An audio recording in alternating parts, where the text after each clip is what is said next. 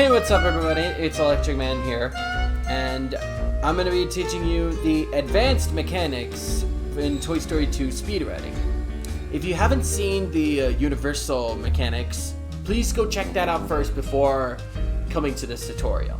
Anyways, without further ado, let's get started. So what we're going to look at here is ground pounding. So it's exactly what it sounds like. So you're going to hit a jump, and then you're going to hit your spin button, and it will cause a ground pound. So something like this. Yeah, something like that. But I'm Buzz Lightyear, Space Ranger, Universe Protection. There's some things to know about the ground pound. It does the same damage as you would a spin. And it also has a bonus effect where if you like spin and then you are near one of these buttons, like right here, an example, we use this in the speedrun. So you can be like that and then move and it will now activate. So as long as you're close, you'll be able to activate it. See, I'm not right next to the yellow color and I activate the yellow color. You could just do the same for multiples as well, I think.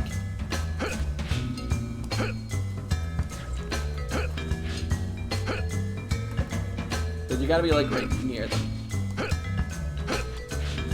So if you want to experiment with this, but it is very important in the speedrun that you learn this. And now we're going to move on to something really interesting. So the next mechanic we're going to look at is falling and taking damage. So falling, when Buzz falls, he's going to fall and you can't even hit the spin-in point or the jump or the fire button. But as long as you save your double jump, you can maintain it. So for example, if I were to fall down right here and I use my double jump, I would save myself. But let's say if I was falling from a great height and I didn't have it and I used up my double jump, I can't use my jump and then Buzz will have to fall and then he'll get back up. So now, it's very important to save your double jump for moments like these. So you skip the falling animation. And as I demonstrated, Buzz's stomp does the same amount of damage as a spin. So, about taking damage, Buzz will only take at least one hit. And when you take a hit, it takes a while for you to regenerate. So, there's a BS mechanic in the game that is very unexplainable, but whenever you take damage near a cliff, say if I take damage near a cliff, I lose all my jumps. See, I'm mashing the jump button, and I can't do it because I'm in a jump animation. So it's important to not take damage near a ledge and save your double jumps when falling. So the next advanced mechanic we're going to be learning is called spin jumps, and it's exactly what it sounds like. So instead of jumping and then hit your spin to ground pound, we hit our spin first and then jump. So something like this. No time to lose. I can hit this enemy from here.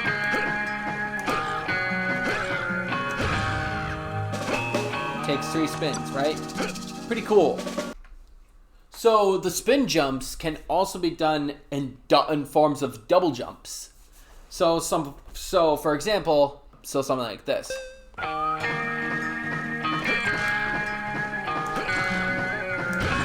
Yeah, if you want to learn the spin jump, this enemy is great to practice on.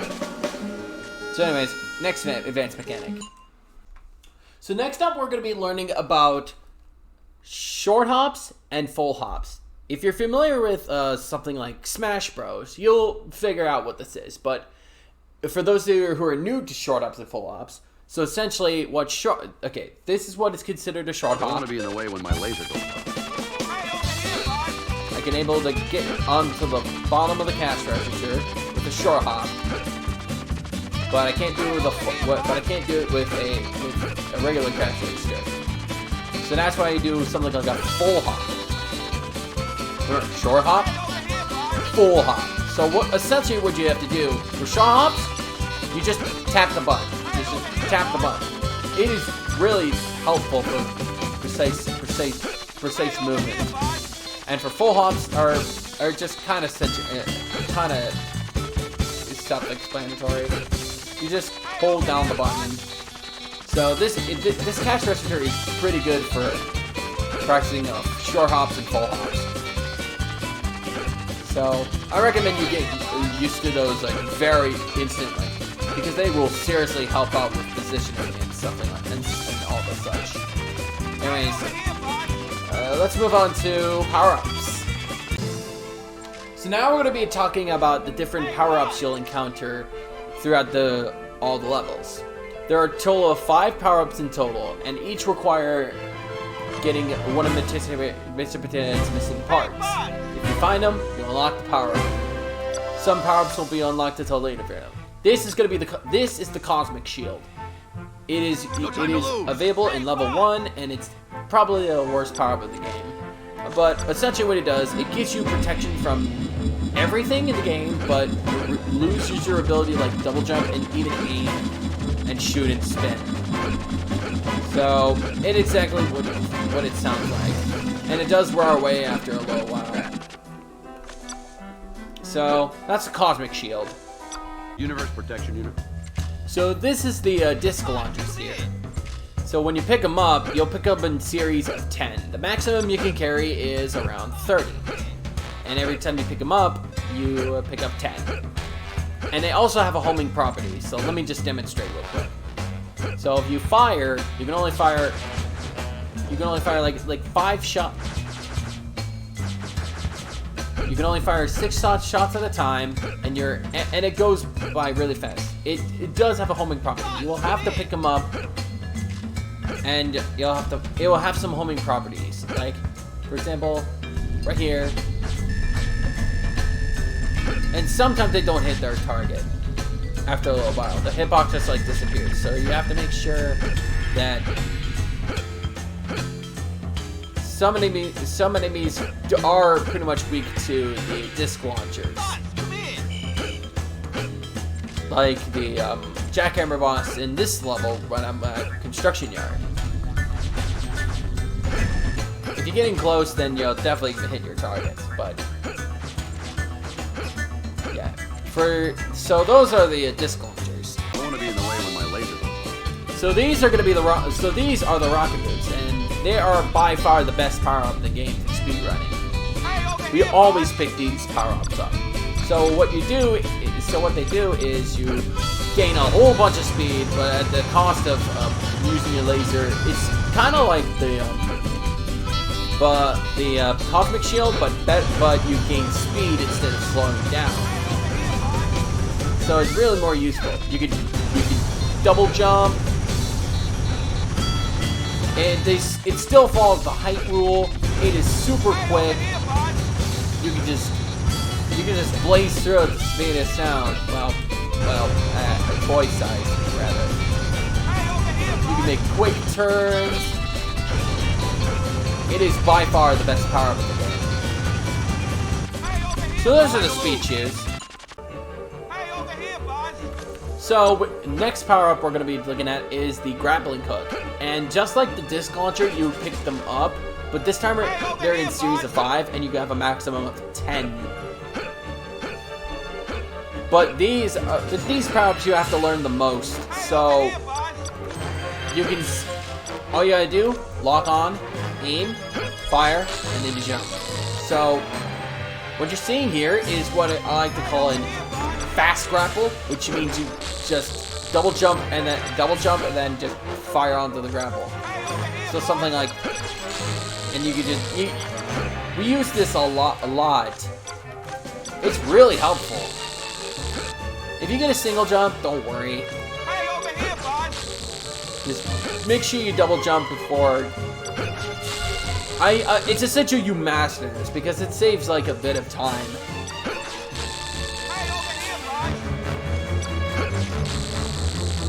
So that's the Grappling Hook. If you want to practice fast grappling hook, I recommend you do it in this spot or the spot in Alley Goes. So yeah, that's the Grappling Hook for you. Alright, the 5th and final power-up of the game is the Hoverboots. And this is the one that is the most technical because it is really hard. So once you pick him up, you'll be floating, and you have to hold A to gain altitude, release A, and if you release A, you could just you lose altitude. And they wear off very quickly. And this is why this is the power-up you need to learn the most. It is very important for the speedrun. So remember, hold the A button down to gain height. And if you're like, you can also keep your double jump if you somehow lose it. This is why that's the most power-up to essentially learn. Hold, let go, and yeah. If you don't just hold in one area, you need to move from one area to the next to gain more height. That's why it's called the hover, not a rocket. Anyways, so those are all the power-ups. So to wrap up here, we're gonna be looking at some common mistakes that you may or already have been doing. And one of the first common mistakes is exiting the level early when grabbing a token. So this is one of the more common mistakes. So, oh wow, that was anticlimactic. So what was supposed to happen is I actually buffered the jump there. Let me just show you common mistakes. Missing coins is a common mistake that you may be doing. So just try to like keep an eye on the enemy and your coin count. Oh, another one would be missing double jumps. And just ask yourself this: why did I miss that? Why aren't my things working?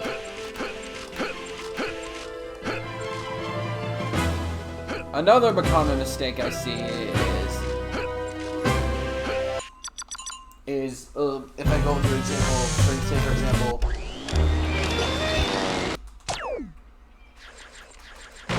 along the way, and they just don't kill the boss, and then they are sent back to the level. You have to make sure.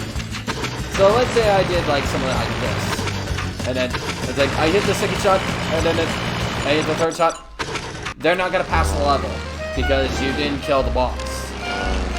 That's another common mistake that I see some players doing. It's like they thought they killed the boss, but it turns out they still had health left. Another common mistake is missing certain jumps. So they like miss jumps because either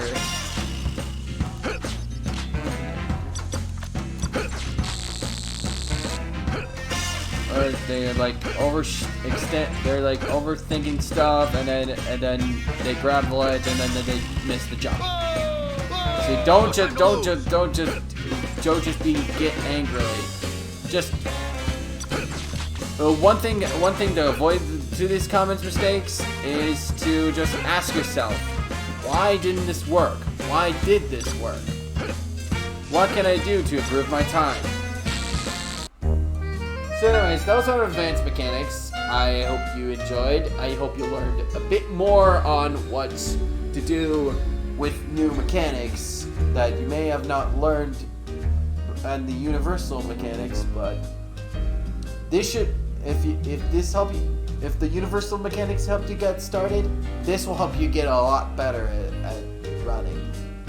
And the common mistakes one, don't be afraid to ask your questions. We do have a Discord. You can join that and hang out and ask some questions. We'll always be active. We're a helping community. This has been Electroman, and I'll see y'all later.